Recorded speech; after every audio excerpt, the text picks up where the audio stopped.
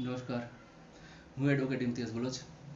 હવે ગયા વખતે મેં આપને જણાવ્યું કે હું દર વખતે એક એવા વિડીયો લઈને આવીશ કે જેની અંદર કાયદાને લગતી માહિતી અથવા તો કોઈ સરકારશ્રીની એવી યોજનાઓ જે ગરીબ અથવા મધ્યમ વર્ગને કોઈ રીતે મદદરૂપ છે અથવા સામાન્ય વર્ગના લોકોને કોઈ સહાય મળી શકે છે એવી યોજના વિશે હું માહિતી આપીશ.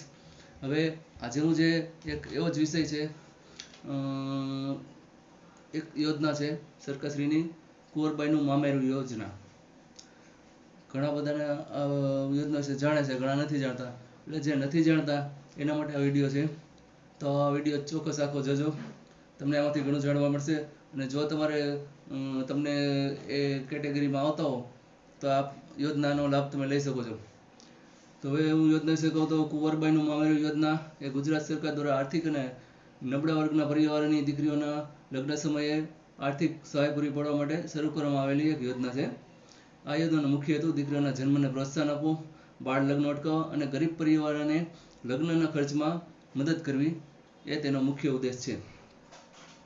હવે આ યોજનાના લાભો હું તમને જણાવું તો લગ્ન કરનાર દીકરીને જે આ યોજનામાં એપ્લાય કરે એને 12,000 રૂપિયાની આર્થિક સહાય સરકારશ્રી દ્વારા પૂરી પાડવામાં આવે છે. અને તે સહાય ડાયરેક્ટ જે બેનિફિશિયન્ટ છે એટલે કે જે લાભાર્થી છે એના એકાઉન્ટમાં ડાયરેક્ટ ટ્રાન્સફર કરવામાં આવે છે. એટલે કે સીધું કન્યાના ખાતામાં જ આ રકમ જમા થાય છે.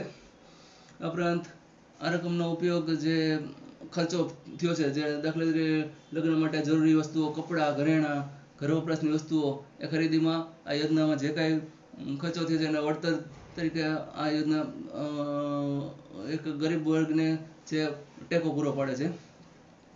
અને એની વિશેષતા બીજી એક કહું તો આ યોજના પુનઃલગ્નના કિસ્સામાં પણ આ યોજનાનો લાભ મળી શકે છે. અને જેમાં વિધવા મહિલાઓના પુનઃલગ્ન હોય તેઓ પણ આ યોજના હેઠળ લાભ મેળવી શકે છે. હવે આમાં પાત્રતાના માપદંડ આપણે જોઈએ તો જે લાભાર્થી છે એ મૂળ ગુજરાતનો વતની હોવો જોઈએ તથા એનો જે જ્ઞાતિ એટલે કે જે સામાજિક આપણે જોઈએ તો એમાં અનુસૂચિત જાતિ એટલે કે SC, અનુસૂચિત જનજાતિ ST અને અન્ય પછાત વર્ગ એટલે કે OBC તથા જો અન્ય જ્ઞાતિના લોકો છે તેઓ જે સરકારશ્રીએ 10% આપી છે એનું સર્ટિફિકેટ એટલે કે EWS નું જે આર્થિક રીતે નબળા વર્ગ છે એનું પ્રમાણપત્ર ધરાવતા હોય તો એ લોકો પણ આ યોજનાનો લાભ મેળવી શકે છે.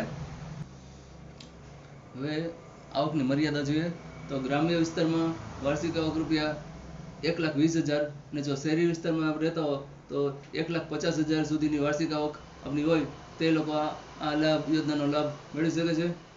આ ઉપરાંત લગ્ન સમયે કન્યાની ઉંમર 18 વર્ષ અને યુવકની ઉંમર 21 વર્ષ હોવી જરૂરી છે.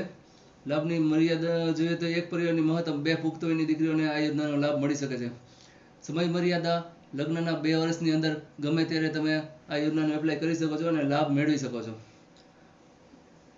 અને એક જણાવી દઉં કે આ યોજના ફક્ત ઓનલાઈન જ આની પ્રોસેસ થાય છે અને ઓનલાઈન જ એપ્લાય કરી શકાય છે.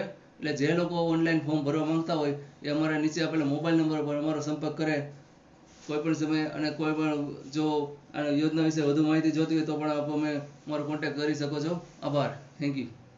જો તમને આ વિડિયો પસંદ આવ્યો હોય તો વિડિયોને લાઇક કરો, શેર કરો અને અવાજ કાયદા સંબંધિત તથા સરકારી સહાય યોજનાઓના વિડિયો જોવા માટે અમારી ચેનલને સબસ્ક્રાઇબ કરો. આભાર.